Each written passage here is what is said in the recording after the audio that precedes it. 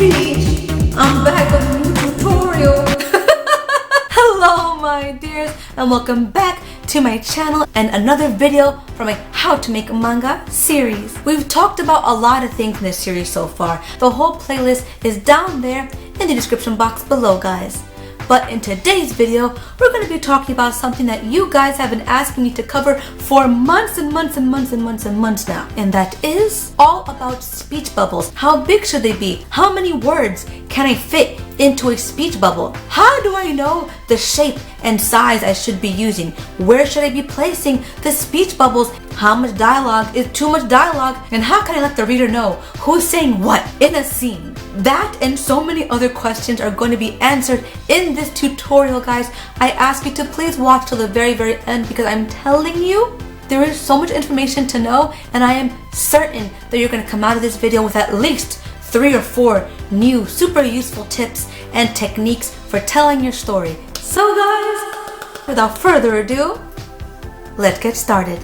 First, let's talk about speech bubble shapes. You've got the basic oval, sometimes a circle, you got the dotted line one, you got the wobbly one, you got the fluffy cloud one, and you got the spiky jagged one. Now, when do you use all these different shapes? Now keep this in mind, mangas and comics are silent. There is no sound. So depending on how you want the reader to imagine the pitch and the volume of your character's voice, that's what's going to dictate what speech bubble shape you will be using. So if I'm speaking this way, this is the kind of speech bubble that you would use.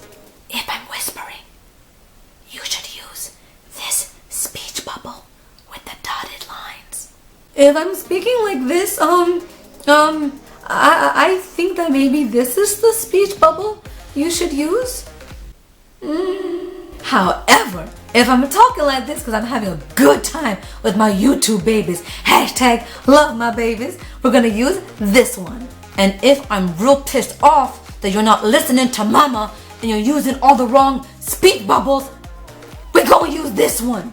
But also as a little extra, if someone is shrieking and they're just absolutely angry, or you want to express great fear and anguish, we could double up on the jaggedness and make it look real crazy. Also, you can combine a couple of them, like the dotted line one and the wobbly one, to create something like this. Don't forget to water my plants. Like something like that. You know what I'm trying to say. So you could actually combine them to communicate the pitch and the volume to your readers.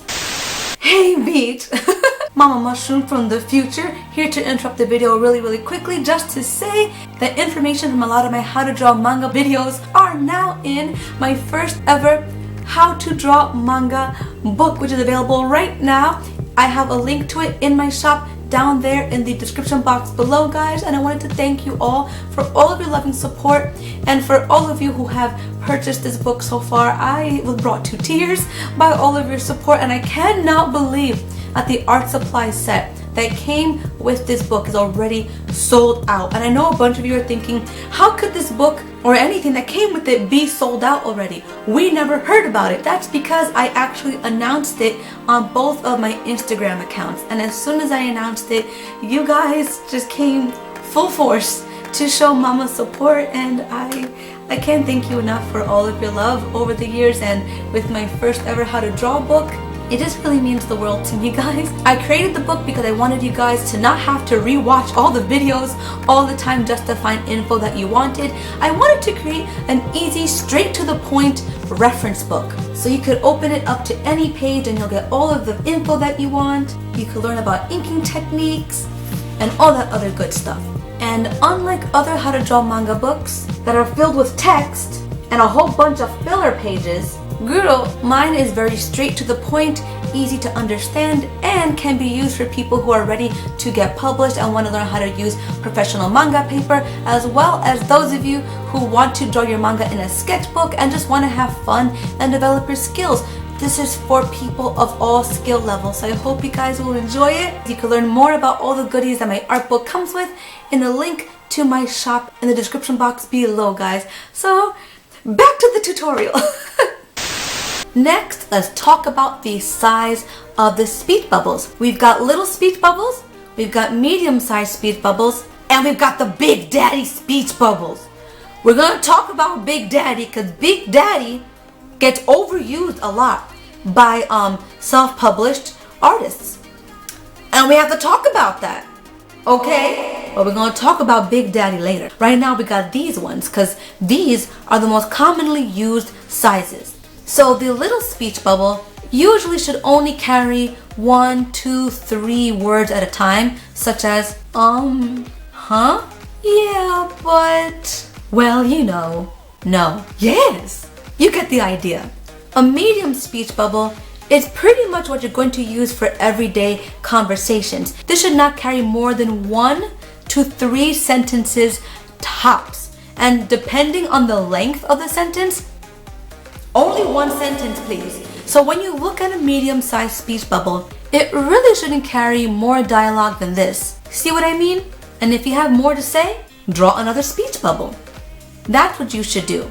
Do not cram a ton of information into one Big Daddy, okay? And do not try to cram a bunch of dialogue into one medium speech bubble. Why? The words are going to be really, really small, and it's going to be very difficult for your reader to get through all of that. Something to keep in mind if you are self-publishing is the font size. Try to keep the font size the same in every speech bubble, okay? So if the font size you've been using all this time was a 9, make sure every bubble has text that is size 9. Otherwise, we're gonna have little words over here crammed into a small bubble, big words over here. Only make words tiny for emphasis, like if someone is mumbling, saying, yeah, you could do that, but it's ugly though. And only use super big words for emphasis. Beach. Like that. If it's just normal dialogue, keep the text the same size, always, okay? Now let's talk about the Big Daddy. So, a lot of people misuse the Big Daddy speech bubble, and here is how they do it, okay? I feel like, you know, drawing takes time, right? It takes patience, it takes time, a lot of love. But what ends up happening is a lot of indie artists, a lot of self-published people, they want to save time. So what they'll do is draw one panel, okay, with just the characters there chilling, and there'll be 2 giant overpacked speech bubbles just to save time, just to save on how many panels they're going to draw on a page. Absolutely not. I refuse to read that. And I have met a lot of people who have stopped reading professionally published mangas and indie series because it's just too overwhelming to read all of the text. What you should do is what I recommended in my other video talking about manga panels. Take the time to think about camera angles. Every panel, change up the perspective. One panel will have like a bird's eye view where the camera is up above looking down at the characters. Have another panel show the character's expression, their reaction to what's being said. Have another panel where it's like another character like just like thinking, listening to what's being said. And then maybe show somebody's hands because they're nervous. Like, you have to switch it up. Change what your reader is seeing in the panels. Use flashbacks. Do whatever you can to make the panels interesting. And then, and only then, can anybody tolerate reading a Big Daddy speech bubble full of text. Make it interesting to look at if you have to do this. Or just find a better way to express what's going on. I understand a lot of times you want to explain everything. We get it. But understand, we have to look at those panels. We have to read all of that. So make it interesting for us. I don't want to be bored. I want to be fascinated, intrigued. I want to learn what's going on in your story. Do me a favor, okay? Don't overuse the Big Daddy. Don't do it. Don't overuse Big Daddy. Don't do it. If you have to use a Big Daddy speech bubble, it should not have more dialogue than this. Any more than this is just too much. And that's how you should do it. I hope you you guys enjoyed the video. Please let me know what you thought down there in the comments below. Please let me know if you have any other ideas for tutorials. Thank you so much to all my patrons who have been supporting this channel, as well as my second channel, Leegee Love Reviews. Thank you to my darling featured YouTube baby for creating this beautiful fan art of me. I am so freaking touched. Thank you so much, guys. You're just so sweet. And thank you to all of you who have been supporting my first ever how to draw manga book. I am so excited to share this with you guys. I really hope it'll be a super useful resource for you all. And if you'd like to support it and get the cool art supply that it comes with, please check it out in my shop. The link is down there in the description box below, guys. Don't forget to like and subscribe. And until next time, guys, please take care, God bless, and do not be afraid to nerd out. Take care, guys.